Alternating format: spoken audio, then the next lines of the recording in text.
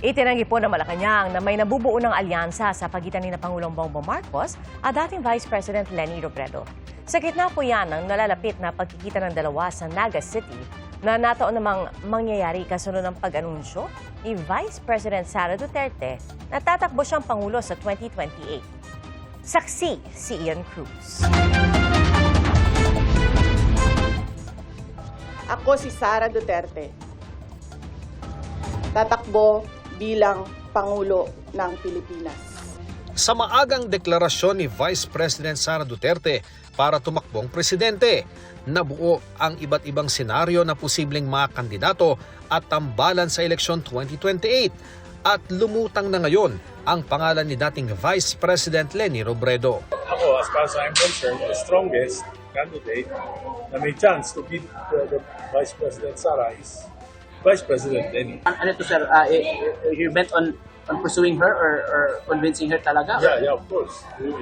She's the strongest, so for the country, she must run. Ayon kay House Deputy Minority Leader Representative Egay Erice, wala raw kasing bahid ng korupsyon si Robredo. Si Robredo rin ang binanggit ni Senador Erwin Tulfo na pantapat kay Duterte sa eleksyon. Dapat Leni Robredo siguro at saka yung mga kasama niya sa liberal. Ngayong araw din, sinabi ng Malacanang na tiyempong magkikita sa Sabado sina Pangulong Marcos at Robredo na ngayon mayor ng Naga City, kaugnay ng Oplan kontra baha roon. Nag-post din si Robredo na ininspeksyonan niya ang pupuntahang lugar ng Pangulo para bisitahin ang flood control efforts ng gobyerno. Tanong kay Palace Press Officer Claire Castro, may pag-uusapan pa bang iba ang Pangulo at si Robredo?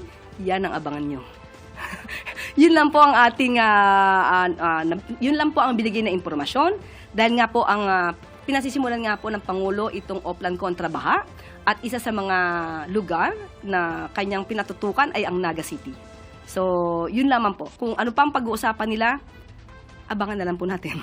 Napo na rin na nakasuot si Castro kanina ng pink ang kulay ng kampanya ni Robredo noon. Nice. That signals na nililigawan talaga ng administrasyon si Vice President, dating Vice President Leni Robredo. Ikaw naman, nagsuot lang ako ng pink pero naagad mali siya. Wala po! Matatandaang noong Oktubre 2024, nagkaharap na rin sina Marcos at Robredo sa inaugurasyon ng Sorsogon Sports Arena.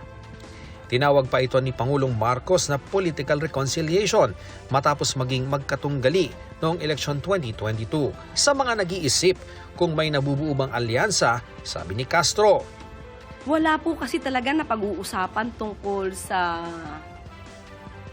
pangangampanya o kung sino man ang magiging kandidato sa 2028. Hindi pa po kasi panahon ngayon, napakaaga po pa kasi.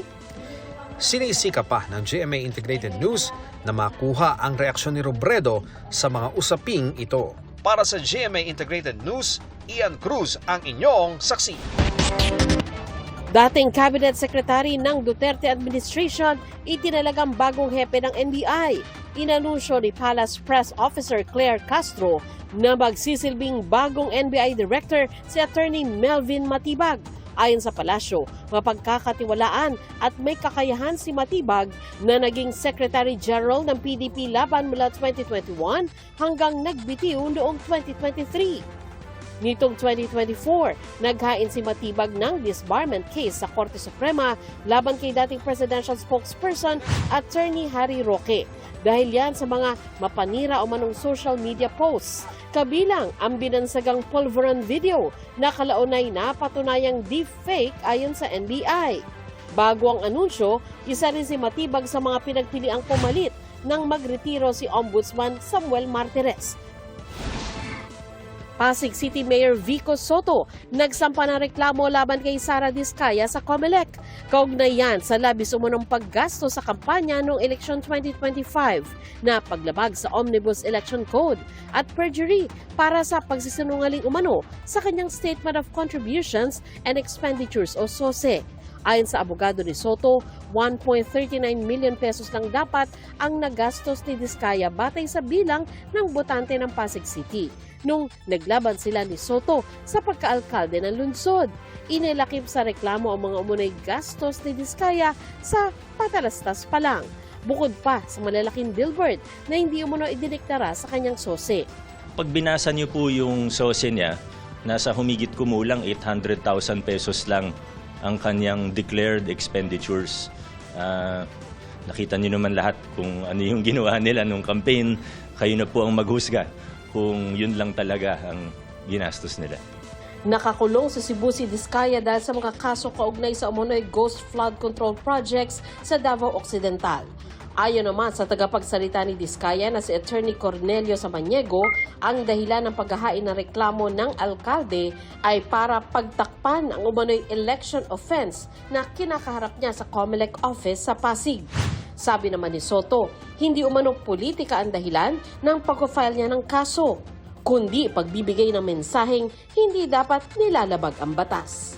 Para sa GMA Integrated News, ako si Sandra Aguinaldo, ang inyong saksi. 2 patrolman ang tinanggal sa pwesto dahil sa viral video ng isang police mobile na siningitan umano ang isang sasakyan at humarang pa sa stoplight sa Maynila. Inaasahan pong mahaharap sila sa kasong administratibo at pinag-aaralan po ng NAPOLCOM na kasuhan sila ng perjury. Ang paliwanag ng mga pulis sa pagsaksi ni Mark Salazar. Sa road incident na ito sa Ermita, Maynila kahapon, sabi ng motorista na may kuha ng video, nagkainisan lang daw sila sa kalsada ng isang police mobile. Umat sa akin kanina, tapos nung nabusinahan, galit. Partida na yan, mga PO1 pa lang yan. Ang nangyari naman, binarahan ng motorista sa stoplight. Ayan po, naka-go. Nakabala na yun. Ayaw nilang bumot. Hinarangan nila ako dito. Ayan yun. Tapos, ayan, ang trabaho nila. Tingnan niyo po ang trabaho niyan. Ang video na ito na ipinadala sa transport vlogger na si James Dickin. Nag-viral ito dahil ang punto ng kwento, bagitong mga pulis pa lang, arogante na. Nang kuna ng paliwanag, sinabi raw ng mga pulis na nasiraan sila ng sasakyan noon. They are claiming na nagkaroon ng mechanical trouble yung kanilang patrol vehicle. And they are stating, ongoing pa naman ang ating investigation at validation doon sa mga CCTV footage. Actually, the vehicle is undergoing repair today. Yes, ma'am. Because of that incident. Kailangan magkaroon tayo ng patas na pag-iimbestiga. At katulad ng nabanggit natin, kung ganon yung talagang ginawa ng mga polis natin, mananagot sila. Hanggang sa inamin na rin ng mga sangkot na pulis ang inasal sa viral video at ikinwento ang ugat ng road incident. Sinubukan po namin mag-overtake po doon sa nasa unahan po namin. Kasi yung nga po kailangan po ng police assistance. Yan ito pong si Vios. Akala niya po is kinat daw po namin siya. Yun niyo po, pagka ligo po namin, sakto pong nandun po siya, umusina po siya ng matagal. Yun po, so. Sinuspindi na ng Land Transportation Office ng 70 araw ang lisensya ng sangkot na mga pulis dahil sa pagbara ng traffic flow at beating the red light. Aandar rin ang proseso ng administrative cases laban sa 2 pulis. Humingi po ako ng public apology sa mga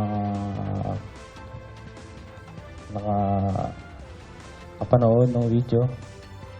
Yan sa mga kapwa po na uniform personnel. Yan po, humingi po ako ng apology sa nangyari po. Lalong-lalo na po sa kay Sir Kalinisan po, sa Station Commander at sa PCP Commander po, at sa taong bayan din po at sa mga kapwa ko po pulis na naging masama po ang tingin sa amin. Humingi po ako ng pasensya po. Pero pag-iisipan pa rin ni NAPOLCOM Commissioner Rafael Kalinisan kung kakasuhan sila ng perjury na may kasamang kulong. I was extremely offended with that statement. That was a complete lie. And I will not take it from a policeman, the lowest ranking mammal, the patrolman, lying to the Commissioner of the National Police Commission. Klaro-klaro naman yung video. Kahit naman siguro grade 1, alam na yung nangyari sa video na yun.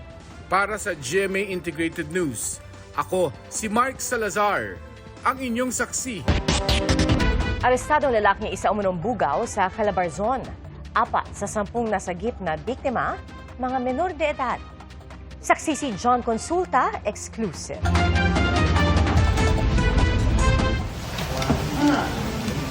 Pagkaabot ng pera sa kanilang primary target, binilang kaagad ang tinanggap na pera.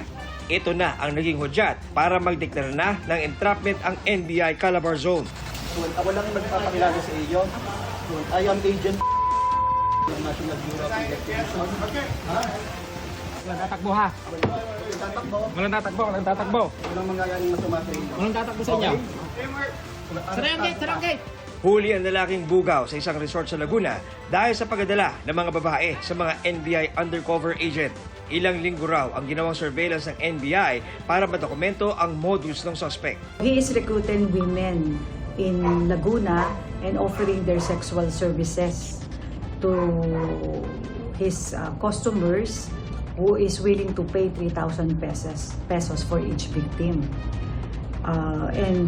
He is posting the pictures of these victims online through Facebook.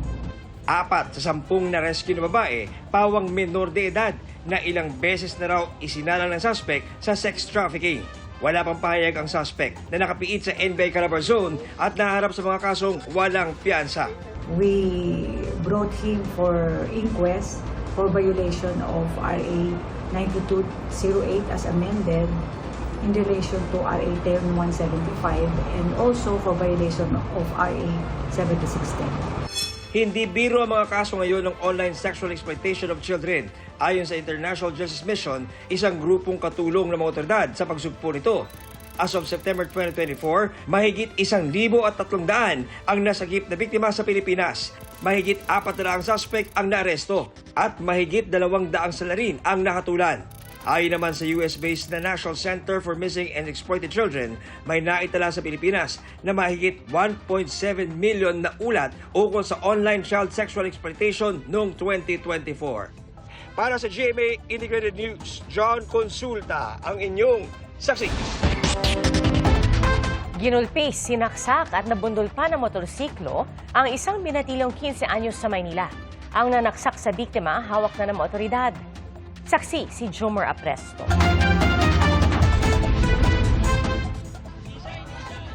Mag-aalas 10 ng gabi nitong linggo nang mabundol ng isang motorsiklo ang lalaking nakaitim sa G. Tuazon Street sa Sampaloc, Maynila. Natumba ang motorsiklo at bumagsak din ang rider at angkas nito. Sa galit ng rider, sinakal niya ang lalaki na makikita sa isang cellphone video. Isinugod sa ospital ang nabundol ng motor na napag-alamang 15 anyos pa lang. At bago mabundol, nagkaroon pala muna ng komprontasyon ng biktima at 3 pang lalaki na kapwa niya menor de edad. Ilang sandali lang, tinadyakan at ilang beses na siyang sinuntok ng lalaking nakasandong puti at tumulong na rin ang iba. Ang lalaki nakapulang hoodie naman, may kitang may hawak na patalim at itinarak ito sa braso ng biktima. Tumakbo ang biktima pero hinabol siya ng mga lalaki at doon na nabundol ng motorsiklo ang biktima. Agad tumakas sa mga kumuyog sa kanya. Ayon sa EXO ng Barangay 546, nasa kustodiya na nila ang nanaksak na menor de edad na anak pala ng isa sa mga tanod. Pinuntahan namin ngayon, nakita namin talaga nandun sa kanto. Naka-alerto naman kami pag may haway, andyan na kami kaagad. Ang ibang kasama ng mga nanaksak, dayo lang daw at hindi na nila mahagilap. Ayon sa nanay ng lalaking nanaksak, blanco siya sa kung ano ang ugat ng pananaksak. Marami rin ang nagsabi na parang gumanti lang po ang aking anak dahil po pinagsasampal, marami po nakakita. Hindi ko lang ho alam sir kung kailang nangyari, kung ilang weeks o ilang days. Aminado naman siyang ilang beses nang naipabarangay ang anak dahil sa pakikipag-away. Dati naman ho, hindi ganyan yan. Siyempre, mga barka-barkada, ganyan sir. Talagang lusot ang mga kabataan. Ganun sila kainit. Humingi siya ng paumanhin sa biktima at mga magulang nito. Sinagot naman ng motorcycle rider na nakabundol ang pagpapagamot sa biktima na nakalabas na ng ospital.